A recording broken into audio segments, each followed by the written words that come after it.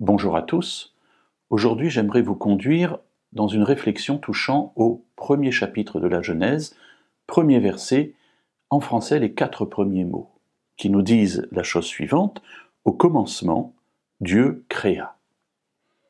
Tout d'abord, il y a un commencement. Notre monde n'est pas éternel dans le passé, il n'est pas éternel dans le futur non plus, et la Bible nous dit qu'il y a eu un commencement et que ce commencement est le résultat de la volonté d'amour créatrice de Dieu.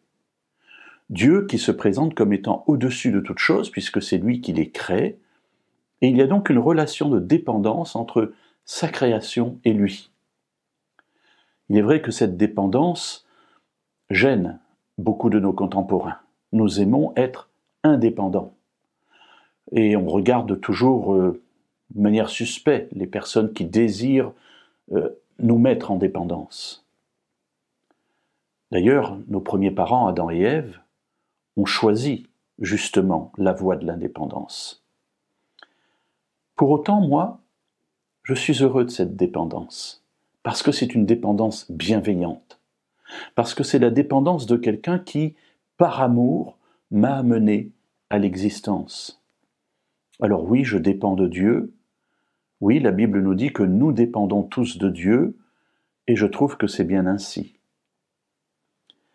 S'il y a un commencement, la Bible nous dit qu'il y aura aussi une fin. Alors on pourrait effectivement être effrayé de cette notion de fin.